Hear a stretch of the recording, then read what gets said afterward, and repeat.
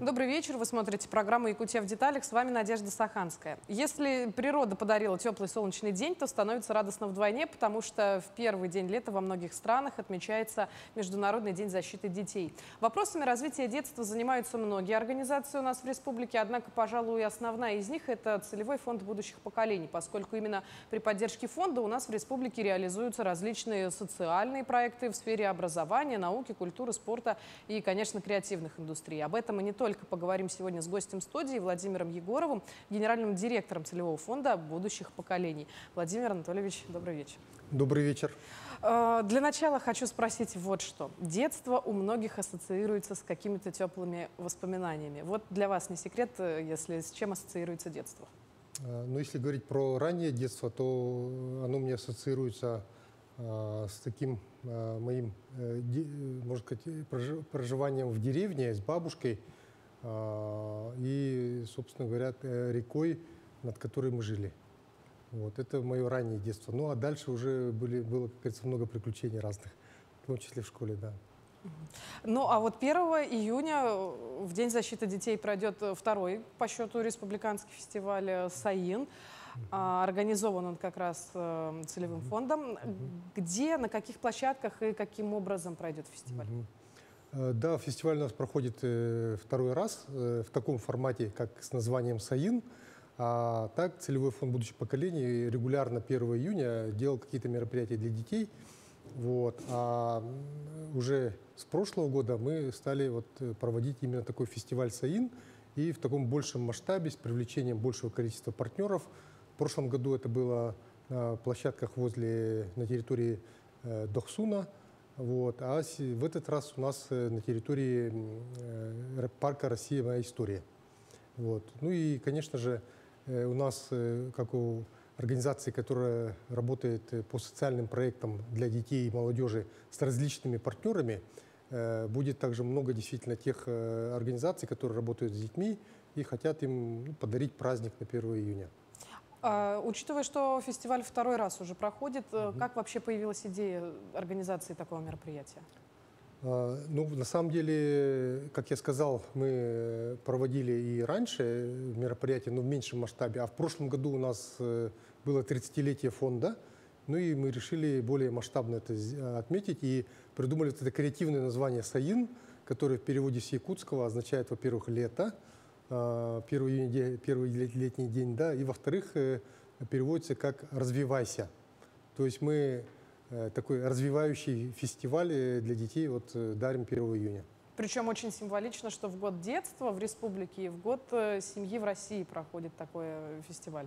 Да, ну в этом году действительно получается приурочено именно этим событием, да. Давайте напомним нашим зрителям, прежде чем продолжить, что мы работаем в прямом эфире, и задать вопрос гостю программы можно по телефону 42 14 39 или же по номеру горячей линии в мессенджере Telegram 914 235 05 02. А какие мероприятия планируются для детей в рамках фестиваля? Мероприятий много, как я сказал, партнеров много, у каждого своя программа. Это и различные конкурсы, квесты, мастер-классы, выставки, концерты. Это и направления, связанные с наукой. Это Малая академия наук, смарт-библиотека. Это Высшая школа музыки по направлению уже искусства, Якутская балетная школа, которая будет делать просмотры детей к себе. Да? То есть можно привести своего ребенка, и, может быть, он талантлив в музыке или имеет задатки к балету, может попасть туда. Да?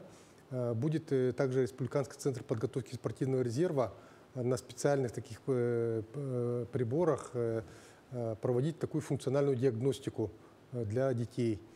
Поэтому, в принципе, я думаю, это будет интересно и детям, и взрослым на самом деле. Да? Поэтому всех приглашаем туда. Есть ли необходимость на какие-то мероприятия, просмотры, в частности, Высшей школы музыки записываться заранее? Да, вот на самом деле я еще не сказал про одно мероприятие, на которое единственное надо записываться. Это, получается, шахматный турнир будет, значит, на призы Кубок фонда называется, да? Вот на него нужно записываться, там формат такой, что это команды школ участвуют, да, поэтому там заранее запись должна быть. Информация есть в нашем сайте, в соцсетях. на сайте федерации, в соцсетях федерации шахмат. Вот. А на все остальные мероприятия, в принципе, записываться не надо. То есть можно прийти и поучаствовать. А соревнования среди детей-шахматистов по какой системе будут проходить? Ну, там, получается, система будет в зависимости от количества участников, там либо круговая, либо швейцарская, вот, ну, специализированная. Поэтому здесь, в принципе, надо записаться, а дальше уже будет понятно. Ну, организаторов будет много, программа тоже насыщенная. А есть ли какие-то отличия от прошлогоднего фестиваля? Да, в этом году мы, опять же, подошли творчески к этому процессу, да, и придумали такую геймификацию, как модно сейчас говорить, да. Будет разыгрываться специальные такие, можно сказать, валюта, Sayin Coin, который можно будет получить за прохождение каких-то конкурсов, значит, квизов, да, и, соответственно, дальше можно будет их потратить на то, чтобы приобрести там какие-то, так сказать, ну, призы, мерчи, призы там и так далее.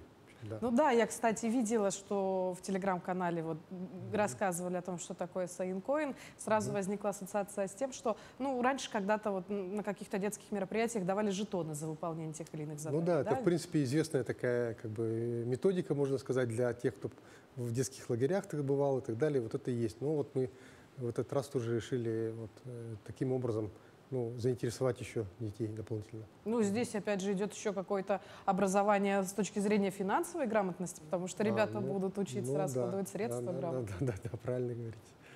Но ведь фонд организовывает не только фестивали, еще и много есть проектов для детей с социальной точки зрения. Да. Какие из них можете вот в первую очередь назвать? Ну, у нас на самом деле получается новая концепция фонда, она действительно направлена на, можно сказать, выражаясь так, научно-человеческий капитал, но с фокусом на детей и молодежь. То есть наши больше действительно мероприятия направлены на детей, на молодежь.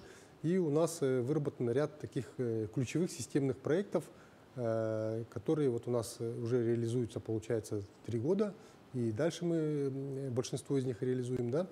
У нас, получается, начиная вот с проекта «Лаборатория детства», где происходит исследование развития детей, как физического, так и психического развития. И на основе вот этих исследований, которые мы проводим совместно с различными такими ведущими научно-образовательными учреждениями страны, даются уже рекомендации для родителей, для психологов, для педагогов. Да? И не только рекомендации, но и вырабатываются программы, методики, технологии.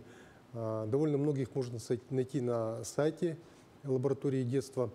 Вот. Ну и, соответственно, вот это один такой ключевой проект для детей такого младшего возраста, дошкольников в основном. Да? Но там есть еще для начальных классов технология междисциплинарного обучения тоже в рамках лаборатории у нас пилотируется в 8 образовательных организациях, школах значит, республики, и дальше планируем распространение. Да?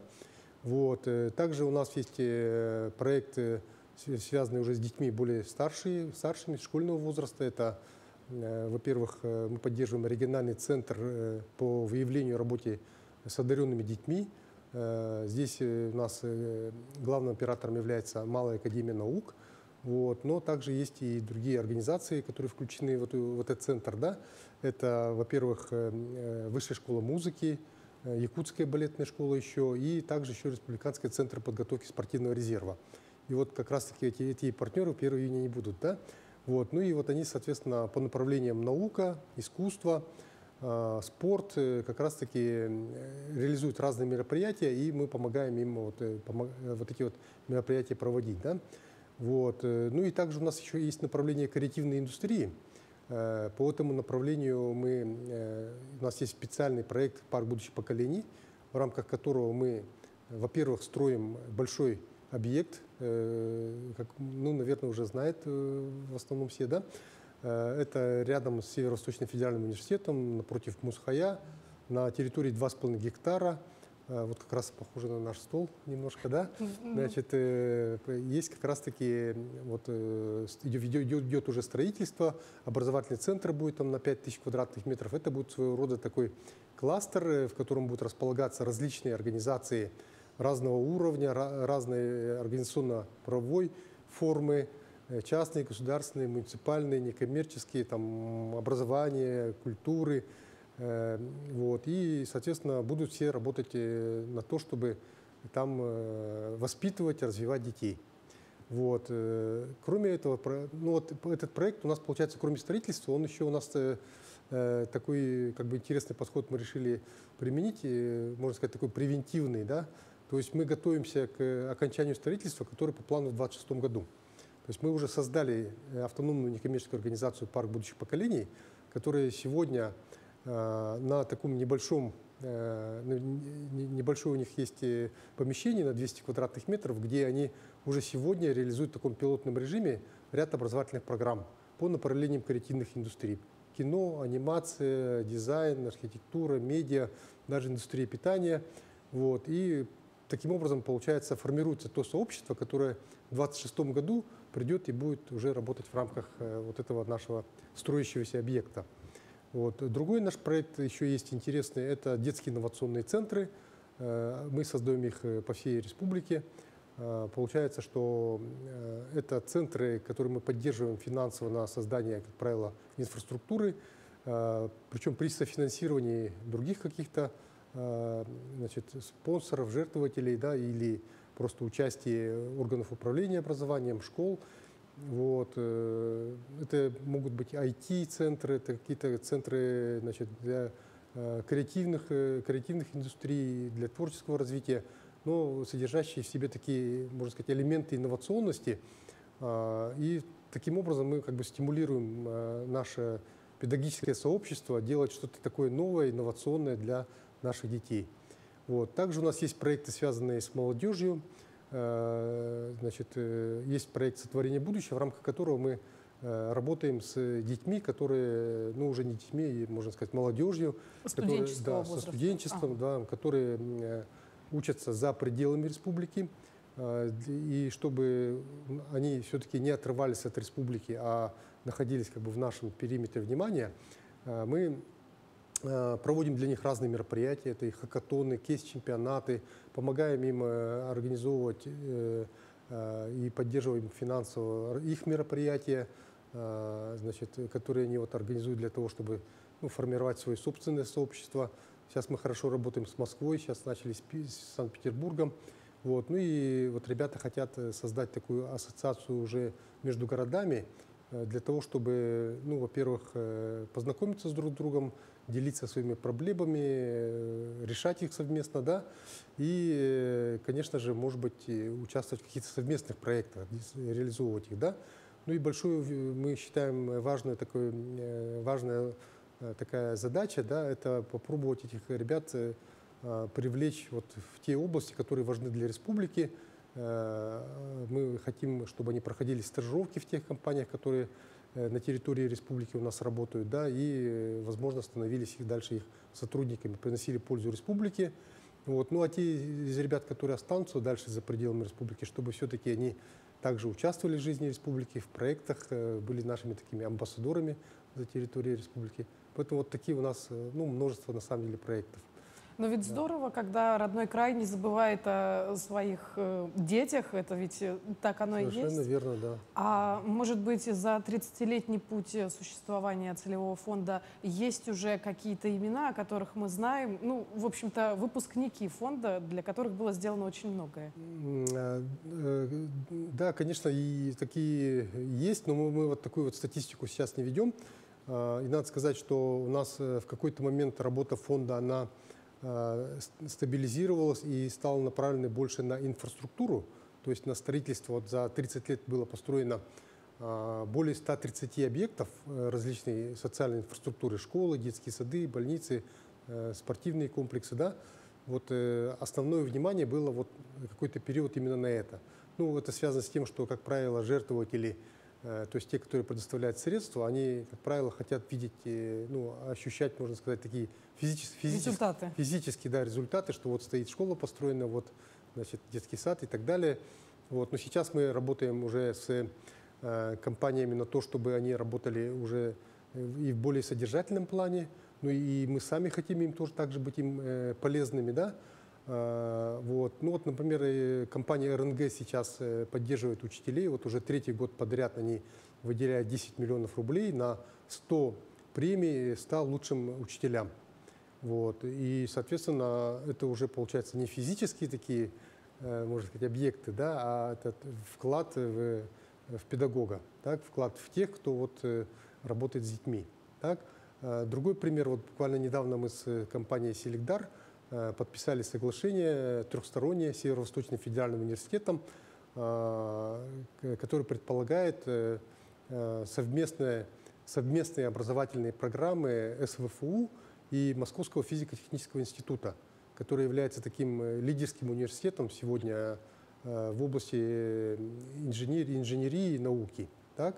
Ну и понятно, что вот сегодня у нас на повестке стоит технологический суверенитет страны, и нужно повышать уровень наших выпускников, и, соответственно, Северо-Восточный федеральный университет сейчас отрабатывает совместную образовательную программу с этим ведущим вузом. И компания «Селигдар» предоставляет вот сейчас средства на повышенные стипендии для наших вот этих ребят, которые придут учиться на такие более повышенные сложности, можно сказать, образовательной программы. Это опять же стимуляция для студента, чтобы он хорошо учился и правильно осваивал свою профессию. Но вот это тоже, вот вы все, что перечислили, на юбилее фонда 30-летнем об этом тоже говорил Сергей Васильевич Местников. Приезжая сегодня в любой населенный пункт Якутии, мы видим, какая работа была проделана за эти 30 лет. Это новые детские сады, школы, объекты культуры, вложения в инфраструктуру спорта, либо реализация проектов и мероприятий на территории нашей республики. Ну вот и получается, да, что целевой фонд будущих поколений показал себя очень хорошим долгожителем. Да, получается, вот 30 лет фонду, наверное, сегодня в России мало таких фондов, которые могут похвастаться столь длительным периодом успешной работы. Вот. Ну и сегодня это один из таких, можно сказать, крупных фондов в России, который занимается вот такой вот деятельностью. Да? Поэтому мы считаем, это было своевременное, очень правильное решение. Тогда еще указом Михаила Ефимовича был создан фонд. Поэтому вклад именно в будущее поколение. Ну, кстати, вот многие говорят о том, что ну, вообще будущее поколение кто такие? Да? Это те, которые сегодня, дети, молодежь, да? Или те, которые будут еще дальше. Да? Ну, вот мы знаем, как китайцы относятся, с которыми мы сегодня дружим, можно сказать, да, они же планируют на века. Вот основатели первой такой китайской династии, когда они объединяли разрозненные племена в одно государство, рассчитывали на 10 тысяч поколений вперед. Вот, поэтому здесь кто такие будущие поколения, которые будут уже вот скоро или еще дальше, да? Поэтому здесь понятно, что вот сегодня многое мы говорим, например, о креативной экономике, начиная с президента страны, глава нашей республики об этом говорит. Недавно был подписан указ о развитии креативной экономики. И здесь мы на самом деле должны планировать тоже надолго, как минимум на столетие вперед, с тем, чтобы вот когда мы говорим, сегодня есть промышленный рост, богатство несметное нашей республики, но они все равно исчерпаемы. И рано или поздно мы должны научиться жить уже не только сырьевой экономикой, да, поэтому вот направление, взятое на креативную экономику, это вот перспектива, это на будущее, это действительно будущие поколения, которые будут еще, как говорится, идти вот за теми, кто сегодня есть. Ну да, может быть, появится там, не знаю, через какой-то промежуток времени цифровые ресурсы, и вот недра, которые находятся в земле, нам уже будут не особо нужны. Какие успехи и достижения вы можете выделить за последний год работы фонда? Ну, знаете, на самом деле достаточно много, потому что у нас есть много партнеров, у каждого из них есть свои достижения, с которыми мы вот, реализуем проекты. Например, вот «Космомания», проект «Космомания». Очень интересно, у нас прошла такая школа вместе с учащимися из Гонконга. Ребята сделали и запустили стратосферный зонд. Это такой, можно сказать, прототип космического аппарата, малого космического аппарата спутника.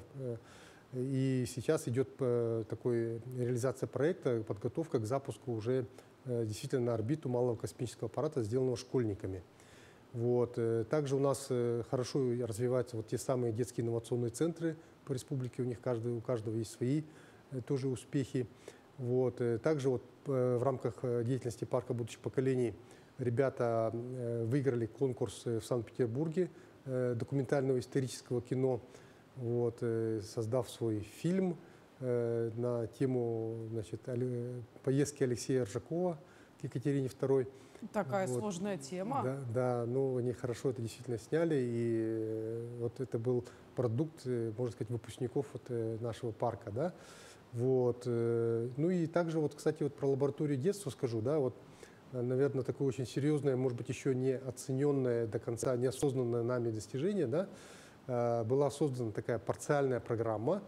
Сегодня дошкольное образование, оно в основном все регулируется федеральным образовательным стандартом, но есть та часть, которая регулируется региональными, значит, стандартами. Да? И есть такая региональная наша парциальная программа патриотического воспитания «Родничок», которая прошла экспертизу федерального ведомства при Министерстве просвещения. Причем мы были вообще первыми в стране, кто прошел такую экспертизу. Я не знаю сейчас, есть ли кто-то еще, кто прошел, но на тот момент, ну, вот, в начале года этого еще не было. Вот, поэтому мы можем гордиться тем, что лаборатория детства наша дает уже такие результаты, которые, ну, показывают успехи на федеральном уровне. Каково ваше видение развития фонда на ближайшие 5-10 лет? Возможно, с оглядкой как раз-таки на какие-то китайские традиции. Да, ну 5-10 лет это такое, можно сказать, среднесрочное достаточно планирование. Да? Вот когда мы концепцию разрабатывали, мы говорили о краткосрочной задаче, среднесрочной и долгосрочной. Да? И вот как раз-таки сегодня мы работаем над краткосрочными, ну, в этом периоде, как бы, да, но вот 5-10 лет – это среднесрочный период. У нас мы должны запустить парк будущих поколений, должны сделать так, чтобы он был действительно успешен, чтобы те ребята, которые приходили туда, получали максимум из того, что возможно. Поэтому мы как раз-таки на научной основе хотим это делать, на основе тех же исследований лаборатории детства. И также вот мы совместно с АГИКИ сейчас работаем по созданию и работе лаборатории по изучению человеческого капитала. Вот. И, значит, как раз-таки вот это является сегодня, наверное, нашим ключевым таким, да, проектом на ближайшую перспективу. Да. Если говорить о чуть более дальней перспективе, сегодня мы также работаем над проектом таким кластерного развития. Да. Это у нас записано в нашей концепции, что долгосрочные наши задачи связаны с кластерным развитием территорий. То есть мы должны вкладываться комплексным образом на те территории, на которых работаем. И вот первая такая территория – это родина первого президента, Хангаласский район, село Актемцы. Да? Там с помощью средств компании «Роснефть» мы построили новый учебно-лабораторный корпус Малой академии наук. Он вошел в строй в 2022 году. Вот. Ну и сейчас мы намечаем развивать вот это, да, направление, при этом не ограничиваться только школьниками, а уже привлечь на эту территорию людей, которые реально занимаются науками, технологиями, и создать там такой научно-образовательный кластер «Ленский край». Это уже вошло в указ главы республики об увековечении памяти Михаила Ефимовича Николаева. Там должен быть создан технопарк с перспективой создания такого современного университета научно-технологического плана, небольшого, где бы наша молодежь могла бы применить свой талант, те свои знания, которые как раз-таки в рамках Малой академии наук они получают, а дальше уезжают, ну, в разные вузы, поступают, заканчивают, и дальше зачастую бывает им, ну, незачем возвращаться на свою родину, потому что они не могут профессионально здесь развиваться, да. Вот. Ну и как раз-таки вот и у нас получается, ну, такой системный подход, что в рамках сотворения будущего мы с ребятами работаем, дальше они могут возвращаться на территорию научно-технологического кластера, который мы создадим где-то в периоде, там, допустим, порядка 30-32 года, да. Вот. И, соответственно, там они могут работать над созданием технологий для развития наших территорий. Да. У нас есть на самом деле масса технических, технологических вопросов и задач, над которыми надо работать. Да. Сегодня, например, у нас есть НОЦ мирового уровня, который занимается этими задачами. Да. Но он сегодня является такой, можно сказать, консорциумом различных организаций. Там мы создадим инфраструктуру, на которой вот те ученые, инженеры, предприниматели работают над задачами того же НОЦа, могут получить необходимую инфраструктуру. Вот. И это даст еще эффект, что школьники, которые будут приезжать со всей республики в Малую академию, ну, проходить образовательные программы там, они будут видеть реальную науку, реальное приложение науки прямо там на месте. И, конечно, это лучшая профориентация, и они уже будут понимать, чем им заниматься, куда идти учиться и куда потом пойти работать. И очарованы профессией еще более того. Владимир Анатольевич, вы же ведь еще и президент Федерации шахмат республики. Да. Какие пройдут ближайшие мероприятия по шахматам, если мы не берем во внимание фестиваль САИН? Да, значит, вот шахматы, конечно, многие рассматривают именно как вид спорта, хотя все понимают, что это на самом деле еще про развитие. А еще на самом деле вот мы занимаемся шахматами не просто общее развитие, а вполне конкретно. Это развитие интеллекта, творчества, развитие мышления. А конкретно это даже, вот есть такое понятие у психологов, способность действовать в уме. Она достаточно теоретически разработанная, такая концепция есть, да, и известно, что у человека вот эта способность действовать в уме развивается в возрасте примерно до 12 лет. Дальше идет стабилизация. Ну, это примерно так же, как с памятью, да. Вот. И оказывается, есть технологии, отработанные, уже доказанные, которыми мы как раз и пользуемся, распространяем. Можно развивать эту способность действовать в уме вот у детей дошкольного и начального школьного возраста. Вот. У нас уже порядка 100 школ и детских садов вот по этой технологии работают, да, учатся, и, соответственно, ну, этим детям будет гораздо проще потом уже в средней школе осваивать сложные предметы. Так? Поэтому вот мы надеемся, что это направление даст хорошее такое подспорье именно системе образования. Что касается спорта, сегодня мы занимаемся, во-первых, тем, что кроме вот, таких массовых различных мероприятий, вот как САИН, например, да, мы фокусируемся сегодня на подготовке спортсменов уже высокой квалификации. У нас в Якутии пока нет ни одного гроссмейстера. Значит, был только один международный мастер, к сожалению, он скончался, да. Вот. И сегодня у нас есть группа ребят, которые работают под руководством 2 гроссмейстеров, причем выдающихся, не побоюсь этого слова, да, один из которых является первым бурятским гроссмейстером, и мы надеемся перенять у него как раз-таки то, что, как вот, вообще добиваться и быть первым в своей области. Это вы про Шамоева? Это я про Антона Шамоева, который с нами работает и дистанционно работает, и приезжал вот буквально недавно в очном формате, работал с нашими детьми. Да? Это гроссмейстерская школа у нас работает уже 1,5 года. Да? Вот. Есть уже определенные первые результаты. И еще у нас с нами работает 3-кратный чемпион мира. Это вот звучит, ну, на самом деле, вот, может быть... Очень даже сильно это звучит. Очень сильно звучит, как бы, да, по решению шахматной композиции. Есть такая дисциплина, вида спорта шахматы. Вот, она сейчас интенсивно развивается. Вот, и у нас дети наши уже показывают результаты на российских чемпионатах. Да. У нас девочка в возрасте до 19 лет стала чемпионкой России. Вот, а вторая девочка заняла 3-е место, да, можно сказать, среди самых старших девочек. Да. Поэтому результат серьезный. Вот. А что касается соревнований, вот на ваш вопрос отвечая, да, у нас, конечно, предстоят впереди игры «Дети Азии». Так? Ну, есть еще фестиваль «Северное сияние», традиционный в июне будет. Вот. А на «Детях Азии» у нас тут тоже приезжают уже порядка 8-10 иностранных команд, как известно. Ну и будет интересно, наша команда тоже готовится. Вот. Ну и также после этого состоится у нас этап Кубка России по решению шахматных композиций. Как раз таки мы этот вид спорта, дисциплину развиваем. Я, так, кстати, являюсь еще членом комиссии, значит, в Российской Федерации шахмат, именно по шахматной композиции. Ну, и включили меня по той простой причине, что у нас есть интересный опыт в Якутии, которого еще нигде нет в России. Спасибо за это Министерству образования и науки Республики, которые включили в перечень олимпиад школьников для 5-6 классов как раз-таки олимпиаду по решению шахматных композиций. Очень интересно это было, вот впервые это прошло. Школьный этап, муниципальный этап, республиканский этап. Больше 20 районов приняло участие в этом мероприятий, да, и ну, с интересом поучаствовали.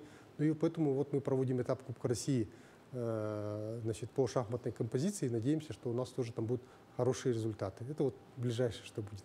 Ну, конечно, результаты будут, если у нас такая сильная база.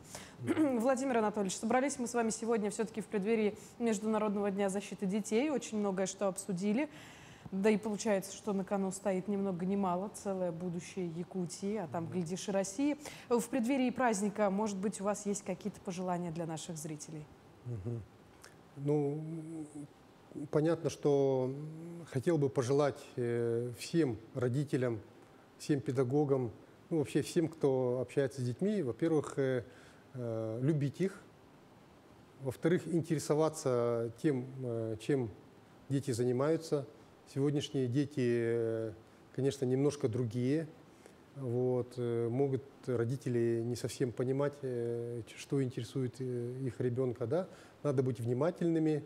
Поэтому как раз-таки День защиты детей, он напоминает нам о том, что ребенок, как говорится, не готовится к будущей жизни, он уже живет сегодня, поэтому нужно максимально ему создать условия для того, чтобы он развивался, для того, чтобы получал необходимые знания, умения, вот, ну и ориентировался вот в современной жизни. Вот. Ребятам бы я хотел пожелать, все-таки начинается лето, отдыхайте, как говорится, да, но отдых – это, как говорят, смена деятельности. Я думаю, те ребята, у которых есть интерес к определенным направлениям деятельности, обязательно этим займитесь, увлекитесь, достигните в них результатов, успехов. Ну и всем здоровья, счастья, благополучия. Большое спасибо, Владимир Анатольевич, что нашли для нас время, пришли к нам в студию. Всегда рады видеть вас здесь. Спасибо. Ну а завершить программу хочется одной китайской мудростью. Если у вас есть планы на год, выращивайте рис. Если у вас есть планы на 10 лет, выращивайте деревья. И если у вас есть планы на 100 лет, занимайтесь воспитанием детей. На этом выпуск программы «Якутия в деталях» подошел к концу. С вами была Надежда Саханская. Смотрите нас по будням в 19:15. Расскажем обо всем в деталях.